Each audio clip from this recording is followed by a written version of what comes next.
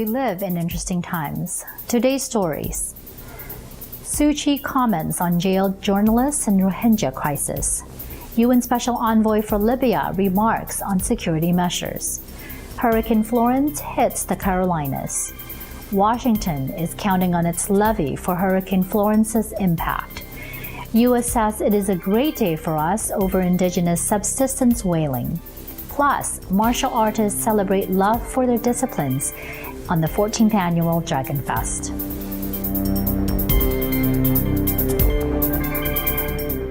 Hello everyone, I'm Anna Kui, bringing you stories from around the globe, and this is Eagle News, Washington, D.C.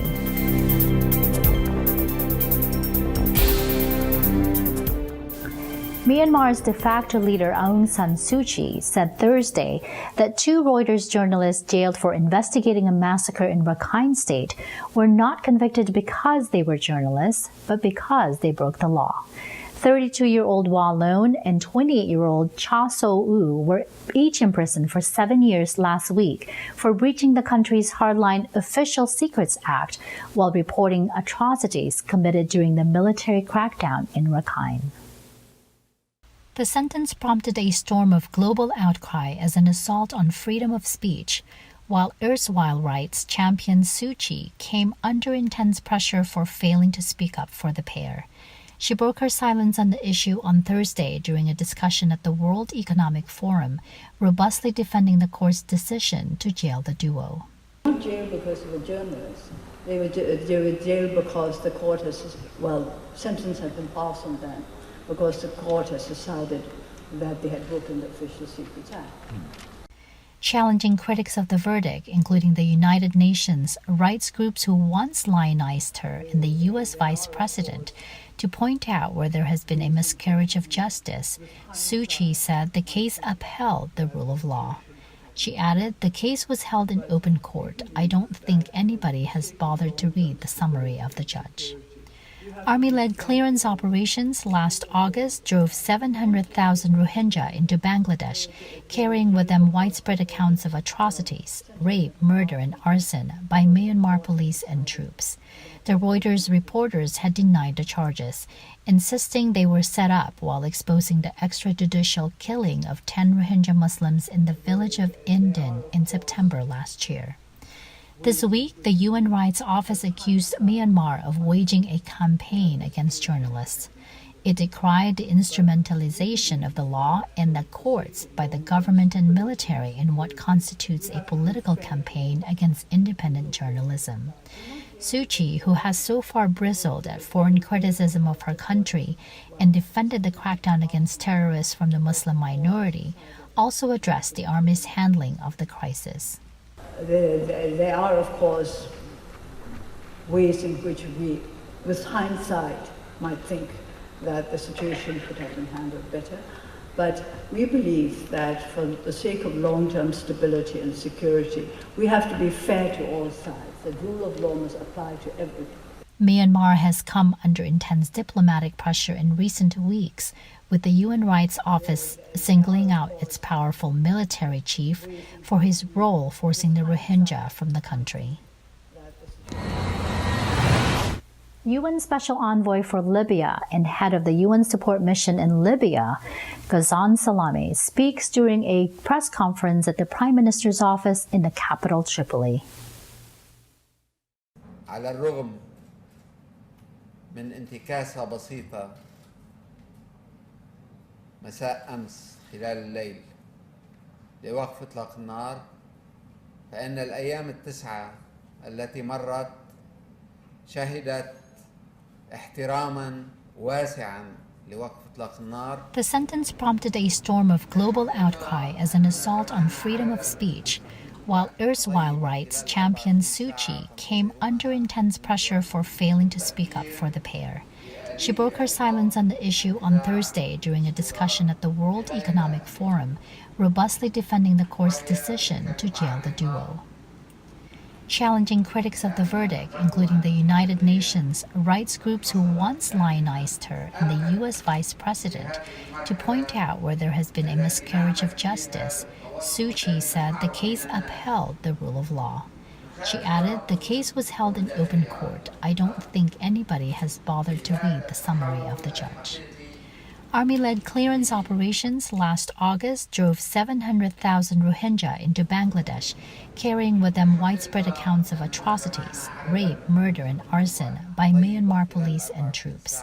The Reuters reporters had denied the charges, insisting they were set up while exposing the extrajudicial killing of 10 Rohingya Muslims in the village of Indin in September last year. This week, the UN Rights Office accused Myanmar of waging a campaign against journalists. It decried the instrumentalization of the law and the courts by the government and military in what constitutes a political campaign against independent journalism. Suu Kyi, who has so far bristled at foreign criticism of her country and defended the crackdown against terrorists from the Muslim minority, also addressed the army's handling of the crisis.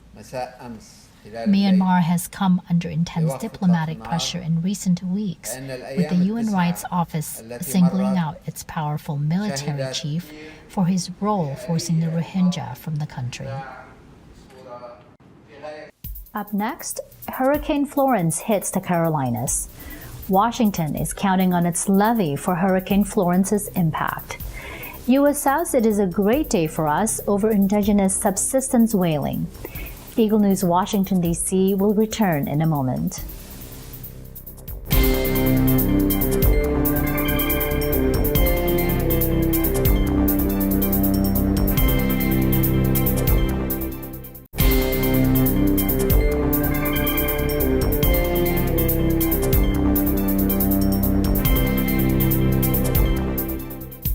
Welcome back. You are watching Eagle News, Washington, D.C. Hurricane Florence hits the Carolinas. Eagle News correspondent Bernadette Ragini has this report. Winds and waves began battering the Carolinas on Thursday as officials warned that Hurricane Florence, while weakening slightly, remains a very dangerous storm capable of wreaking havoc along a wide swathe of the U.S. East Coast. Brock Long, administrator of the Federal Emergency Management Agency, or FEMA, warned, just because the wind speed came down, the intensity of the storm came down to a Cat 2. Please do not let your guard down. The National Hurricane Center, or NHC, said Florence was downgraded to a Category 2 storm overnight on the 5-level Saffir-Simpson scale, but it is still packing hurricane-force winds of 105 miles per hour. Winds were already picking up along the coastline on Thursday morning, and Myrtle Beach was virtually deserted with empty streets, boarded-up storefronts, and very little traffic. The NHC said at 11 a.m. Florence was over the Atlantic Ocean about 145 miles east-southeast of Wilmington, North Carolina, and moving northwest at 10 miles per hour. Steve Goldstein with the National Oceanic and Atmospheric Administration said Florence's forward motion had slowed overnight, and it was not expected to make landfall in the Carolinas for another 36 hours. Goldstein said, sometime Friday afternoon, Friday evening, or Saturday morning. He said hurricane-force winds extend outward 80 miles from the center of the storm, and tropical storm-force winds extend nearly 200 miles out. A storm surge of 9 to 12 feet was expected along the North Carolina coast, Goldstein said, and some areas could receive as much as 40 inches of rain. A tornado watch was also in effect for parts of North Carolina. FEMA said, "This is a very dangerous storm," urging people still in evacuation zones to heed orders to flee to safer ground. Long said the danger was not only along the East Coast. He said inland flooding kills a lot of people, unfortunately, and that's what we're about to see. About 1.7 million people live here in North Carolina, and those in South Carolina and Virginia are under voluntary or mandatory evacuation orders, and millions of others live in areas likely to be affected by what has been described as the most severe storm to hit the region in decades. South Carolina ordered the mandatory evacuation of 1 million coastal residents, while North Carolina ordered an evacuation of the Outer Banks, barrier islands that are a popular tourist destination. In Virginia, 245,000 coastal residents were ordered to evacuate. A state of emergency has been declared in 5 coastal states: North Carolina, South Carolina, Georgia, Maryland, and Virginia, and the U.S. capital, Washington. Duke Energy, a power company in the Carolinas, estimated that 1 million to 3 million customers could lose electricity because of the storm, and that could take weeks to restore. North Carolina Governor Roy Cooper warned residents not to underestimate the storm. Meanwhile, some organizations are already preparing outreach efforts to help those who will be affected by Florence. Church of Christ congregations in the Hampton Roads region and the Carolinas have mobilized relief goods stations to help those in the path of the storm. For Eagle News, I am Bernadette Regini, 1 with 25. It is an unremarkable wall a stone's throw from the White House, barely noticed by tourists and locals. Yet officials hope this updated but never used levee system will protect downtown Washington from the wrath of Hurricane Florence.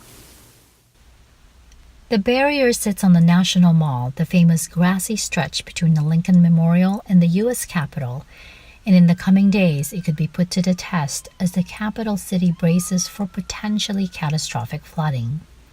3 meters high in places, the stone wall seems to blend into the landscape just north of the tidal basin, the picturesque reservoir surrounded by monuments near the Potomac River.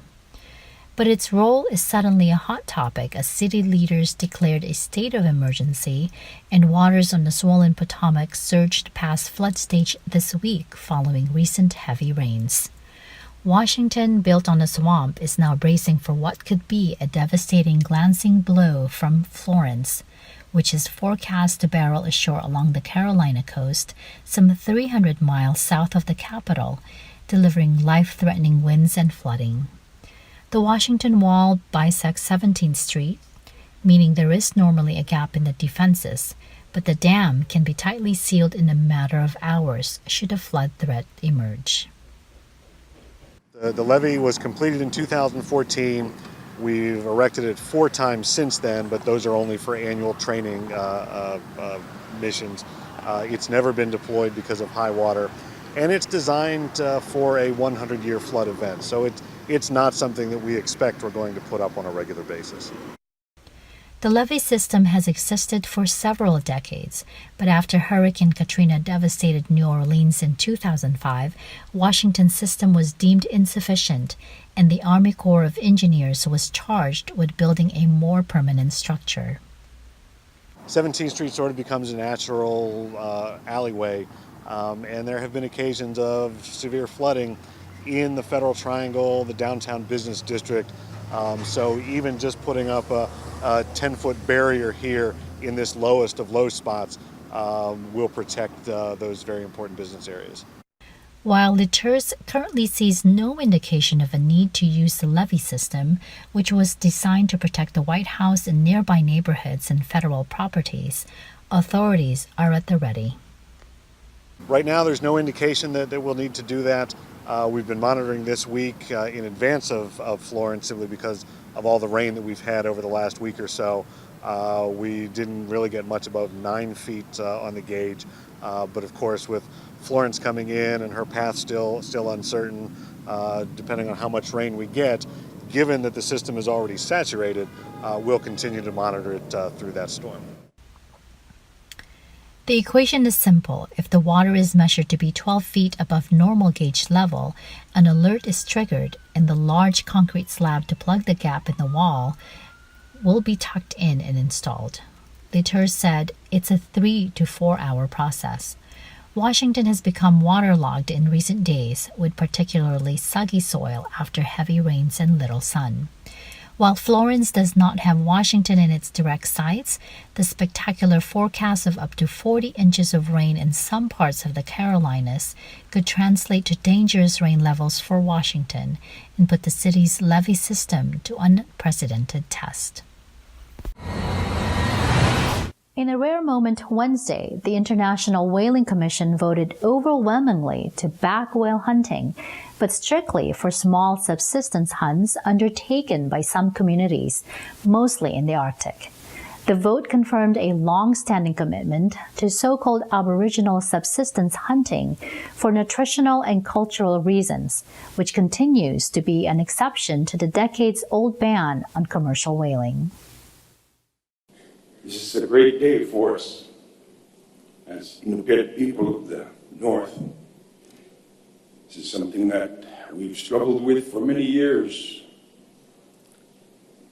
And to see this day where we're able to go about our lives in peace without the anxiety. We recognise that the text before us this morning is a compromise. It balances the hunters' understandable need for greater certainty over the renewal of strike limits while retaining a management role for the Commission. Brian Wolf, U.S. Commissioner to the IWC, said, "This important agreement gives our native communities the much-needed flexibility to operate more safely in dangerous environmental conditions that vary from one year to the next. The issue is highly sensitive because Japan, with the backing of Iceland, Norway, and some other nations, is using many of the same cultural arguments to call for a return to commercial whaling at the IWC's 67th meeting in Brazil. The IWC voted by 68-7 to set a catch quota of hundreds of mink, fin, humpback, and bowhead whales for the next 6 years for communities in Alaska, Russia, Greenland, and Bakua in St. Vincent and the Grenadines. Anti-whaling states had raised objections to an original plan for automatic renewal of the quotas after 6 years and a carryover of unused quotas from year to year. The World Wildlife Fund, or WWF, said a compromise where the IWC Scientific Committee would oversee the renewal of quotas set a dangerous precedent. Amy Leslie of the WWF said they basically gave a green light to auto-renewal without establishing how any concerns or questions will be addressed. She said what the consequences are for the return of commercial whaling is extremely concerning. The lines just keep getting more blurred between the different types of whaling, and that is extremely concerning for the future of whales and how whaling will be managed, especially with a disempowered commission after today.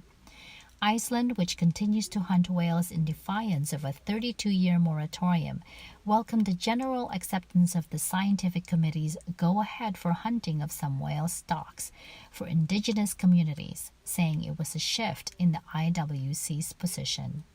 Nicholas Entrup of Swiss-based NGO Ocean Care accused Iceland of trying to, quote, instrumentalize indigenous people's rights to go whaling. For us, it is very important that we keep up the differentiation between subsistence whaling, which is for subsistence and cultural needs, and commercial whaling. Coming up, martial artists celebrate love for their disciplines at the 14th annual Dragon Fest. Eagle News Washington, D.C. will return shortly.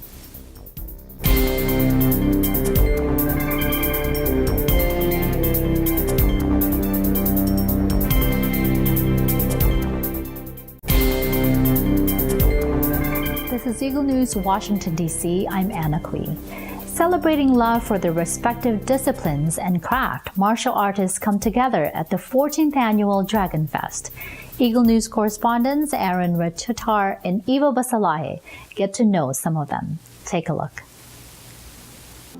Dragon Fest, now in its 14th year, once again gives fans the opportunity to connect with martial arts experts and legends. Held at the Pickwick Banquet Center in Burbank, California, this expo also serves as a study and exhibition of the Asian culture. The event takes place for 2 days and features close to 150 booths and exhibits where one can meet, greet, and take photos with their favorite martial artists from various martial arts disciplines. Clothing, toys, movie merchandise, and much more were also available for purchase. We spoke with these vendors to find out what they brought with them to the show. I'm showcasing many of the photographs of products from Big Trouble in Little China. For example, this is the character that I played in Big Trouble in Little China. His character's name was Rain, and he flew through the air, and his sidekick's buddies were Thunder and Lightning. and our big boss is Lo Pan, the evil Lo Pan. Showcasing a bunch of books that I wrote, a modified Wing Chun, power kicking, knockout punching, and with other authors too. So mainly that's it. And then the people come by the table and they know me and they want me autographed and stuff, and that's what I'm doing.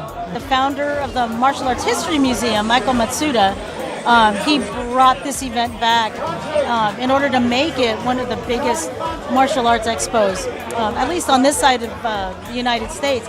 And we're good friends with them and support the museum a lot, and we're covering this whole event. I'm helping promote Dragon Fest, which is also going to help the History Museum, the Martial Arts History Museum in Burbank, California.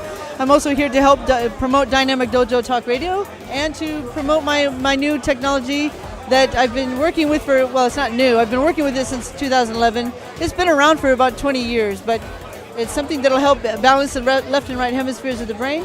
It helps with endurance and strength and flexibility. Well, I'm showcasing Michelangelo. I've done other movies as well, but I'm promoting my time, trying to bring a little bit of Hollywood to my fans, the turtle fans out there. As we do they can work out with Mikey, they can do a little shot with Mikey, kind of, bring that piece of the history to them. I see a lot of smiling faces. Peter Chan. So people are just walking by, waving, they're having a great time. We engage in conversation, and what it's about is connecting with the people who support the martial arts in general. It's not about me selling my videos, etc. So it's about connecting with the people who often don't get an opportunity to connect with other people, or just have fun.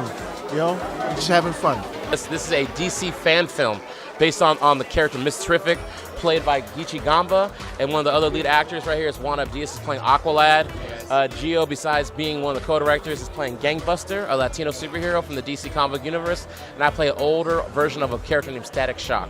Basically, when you come here, this is a community. It is about people who love the martial arts in different facets of it, whether it's decorations, either they have their own practices, they make weaponry. So if you love martial arts and it means something to you as a person, this is the place to come.